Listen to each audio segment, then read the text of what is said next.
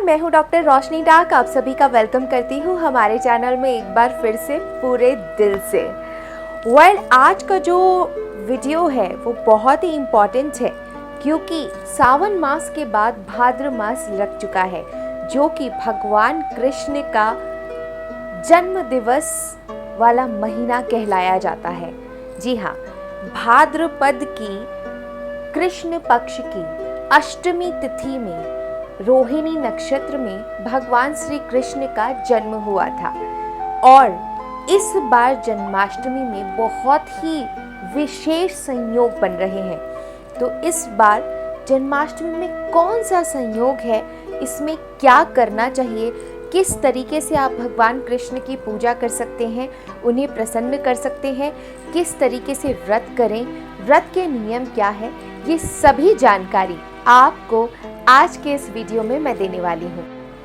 इस साल 30 अगस्त सोमवार 2021 में जन्माष्टमी पड़ रही है। इस साल पूरे दिन रोहिणी नक्षत्र रहने वाला है और जब ऐसा संयोग सोमवार या बुधवार को पड़े तो बहुत ही दुर्लभ संयोग माना जाता है हमारे शास्त्रों के अनुसार, और इस जन्माष्टमी में यही दुर्लभ संयोग बन रहा है। इसके अनुसार जो व्रत हम धारण करेंगे वो 30 अगस्त को करेंगे और अष्टमी तिथि रात्रि यानी कि 29 अगस्त रात समाप्त 12:55 से प्रारंभ हो जाएगी। 11:14 पर निशिता काल की पूजा का समय 11:58 से लेकर 12:44 तक रहेगा। लगभग 45 मिनट तक की ये अवधि रहेगी। इस बार भगवान श्री कृष्ण के जन्म का समय 12:20 का बताया जा रहा है। अब बात करेंगे पारण के समय की। देखिए, अलग अलग लोग अलग अलग मान्यताएं मानते हैं। कुछ लोग निशिता काल की पूजा के बाद ही पारण कर लेते हैं। पारण यानी आपका व्रत खोलना। अब सब लोगों के अपने अपने तौर तरीके हैं। कुछ लोग जो हैं वो फल खाकर ही पारण करते हैं।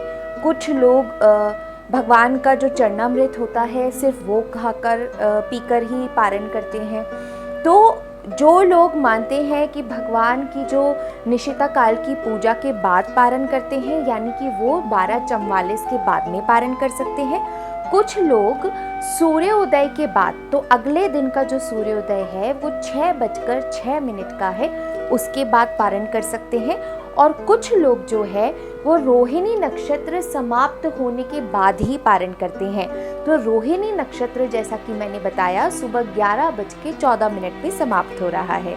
अब आप ये सोचिए कि आपको किस समय में अपने अनुसार पारण करना है। जब जब धरती पर प्रलय और अत्याचार अत्यधिक बढ़ गया, भगवान स्वयं इस धरती पर अवतरित हुए हैं। उसी परंपरा को विश्वास देने के लिए हम हर साल भगवान कृष्ण का जन्मदिन यानी कि जन्मोत्सव मनाते हैं। जिंदगी में जितनी भी उथल पुथल चल रही है ना, उस सब को भगवान को आप बस अपनी प्रार्थना में अर्पित कर दीजिए, बाकी सब भगवान कृष्ण देख लेंगे। देखिए, जन्माष्टमी यानी कि भगवान कृष्ण का जन्मदिन, जैसे आपका बर्थडे नहीं होता, आपके बर्थडे पे अगर कोई आपको आपकी पसंद की चीज़ दे, आपको आपकी पसंद की चीज़ें गिफ्ट करे, करने दे, परमिशन दे, तो आपको कितनी खुशी मिलती है ना। बर्थडे के दिन नहीं होता कि घर में कोई भी आपको कुछ कहता नहीं है, डांटता नहीं है, काम नहीं करवाता, आपसे पूछा जाता है कि आपका फेवरेट खाना क्या है, आपको क्या खाना है आज के दिन, कुछ स्पेशल करना है, या बहुत सेलिब्रेशन आप करते हैं।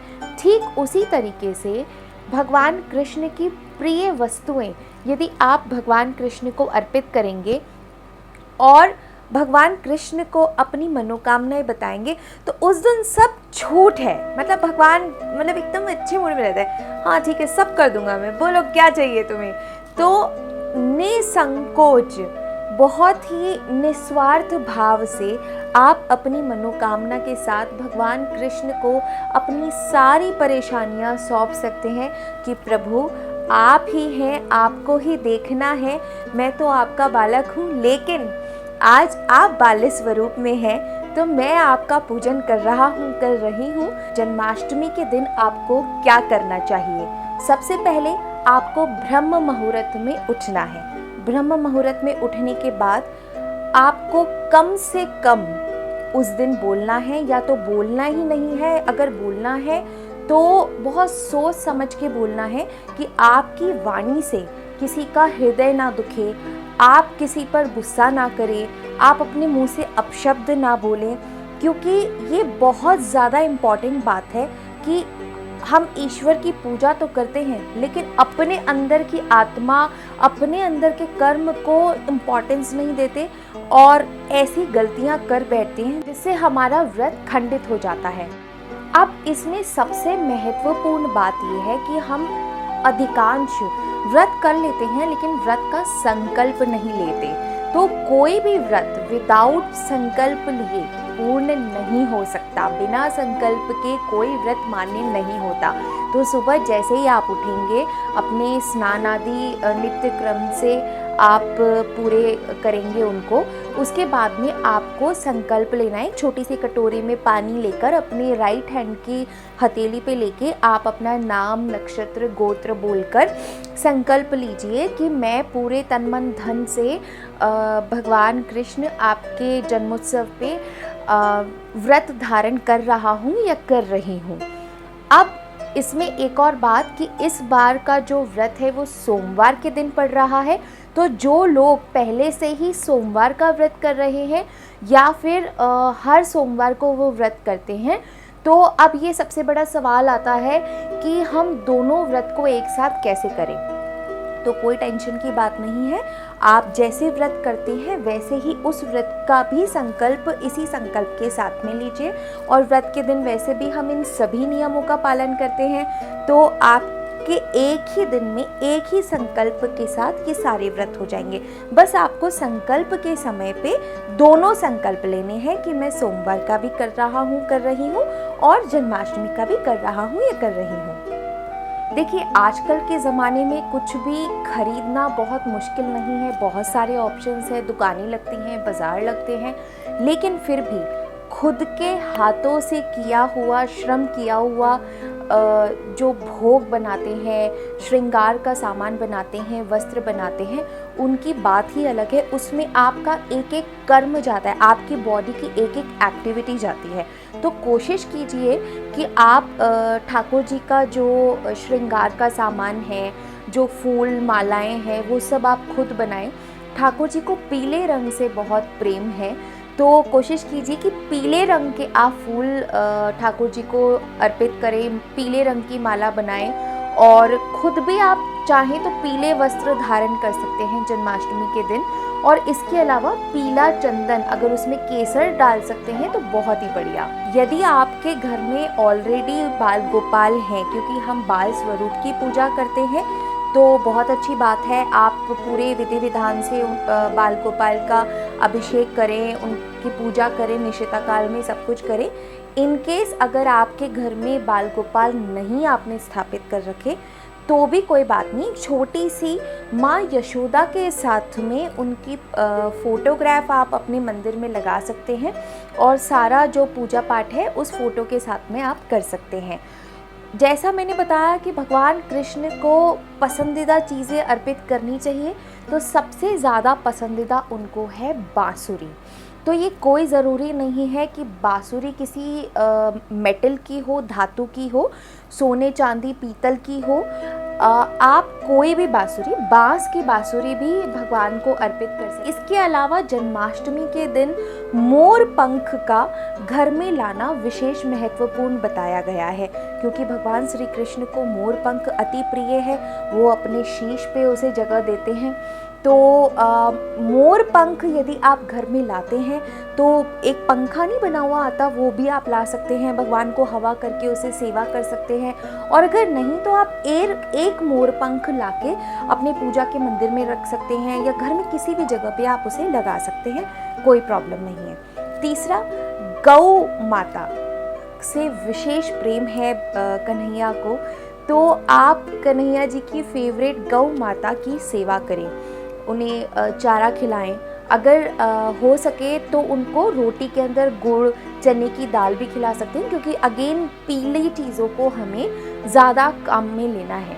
तो जैसे भोग अगर आप बना रहे हैं तो भोग में सब आप कुछ भी बनाएं, लेकिन 2 चीज़ें सबसे ज़्यादा इम्पॉर्टेंट है। एक है धनिए की और बूरे का मिश्रण, पंजीरी जिसे हम बोलते हैं, वो भगवान को अति प्रिय है, उसके बिना पूजा संपूर्ण नहीं मानी जाती। दूसरा है मिश्री और माखन, जिसकी वजह से भगवान ने पूरा मथुरा वृंदावन हिला दिया था। तो वो वृंदावन का जो उनका पसंदीदा मिश्री माखन अगर उनको अर्पित नहीं किया उनके जन्मदिन पे, तो भी आप भले 56 भोग चढ़ा दीजिए, लेकिन ये 2 चीज़ें एक साइड में और 56 भोग एक साइड में। तो कोशिश करके यदि आपको मक्खन नहीं मिलता है, आप घर में भी उसे बना सकते हैं। जैसे कि भगवान बाल्य रूप में है, तो उनको झूला झुलाना भी बेहद महत्वपूर्ण माना गया है। यदि आपके पास बाल गोपाल हैं और झूला नहीं है, तो आप प्लीज़ मार्केट से जाइए और उन्हें झूला एक छोटा सा लाके दीजिए और उन्हें जन्माष्टमी के दिन झूला ज़रूर झुलाइए।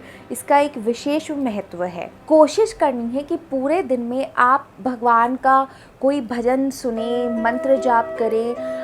अब मंत्रों में मतलब कहते हैं ना कि मंत्र सदा ही शुभ। अगर आपने कभी सुना हो क्लीम जो शब्द है, मंत्र है, वो अपने आप में ही बहुत मैजिकल है। तो क्लीम शब्द को हमें कैसे यूज़ करना है, तो भगवान कृष्ण का मंत्र है ओम क्लीम कृष्णाय नमः। ओम क्लीम कृष्णाय नमः। इस मंत्र का आप जितना ज़्यादा से ज़्यादा जाप कर सकते हैं पूरे दिन में, उतना ही अच्छा है। अगर हो सके तो एक जगह बैठकर इसको जाप करें। जन्माष्टमी के दिन यदि आप बैजंती की माला से जाप करेंगे तो सर्वोत्तम है, लेकिन अगर आपको किसी कारणवश बैजंती की माला उपलब्ध नहीं हो पाती है, तो फिर आप तुलसी माला से, रुद्राक्ष की माला से भी कर सकते हैं। इसी के साथ में ही कृष्ण भगवान का महामंत्र भी बहुत ही ज़्यादा लाभकारी और चमत्कारी है। हरे कृष्ण कृष्ण कृष्ण हरे हरे, हरे राम राम राम हरे हरे। अब इन दोनों मंत्रों में से आपके दिल को कौन सा प्रिय लग रहा है, ये आपकी चॉइस है। भोजन में आपको मसूर की दाल, मूली, बैंगन, प्याज, लहसुन, इन सब चीज़ों से परहेज करनी है। यदि आप व्रती हैं तो भी, और यदि आप व्रती नहीं है तो भी पान, बीड़ी, गुटखा, तंबाकू, शराब इत्यादि को भी उस दिन दूर से ही नमस्कार कीजिए। यदि आप व्रती हैं तो सबसे पहले और सबसे इम्पॉर्टेंट बात, आपको ब्रह्मचर्य का पालन अवश्य करना है। किसी भी प्रकार का नकारात्मक विचार आपके मन में इस दिन में नहीं आना चाहिए। ना तो किसी की बुराई, ना किसी के से ईर्ष्या, ना किसी को कुछ बोलना, गॉसिप जिसे हम बोलते हैं, किसी के बारे में कुछ भी बुरा फील करना बिल्कुल नहीं करना है। इस दिन संतान प्राप्ति गोपाल मंत्र का जाप अवश्य करना चाहिए। मंत्र नीचे स्क्रीन पर आपके सामने है।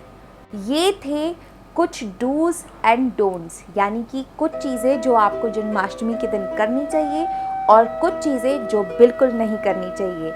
उम्मीद करते हैं कि आपको ये जानकारी बहुत अच्छी लगेगी और आप इसका पालन करके अपने व्रत को ठीक से कर पाएंगे। जय श्री कृष्णा, नमस्कार।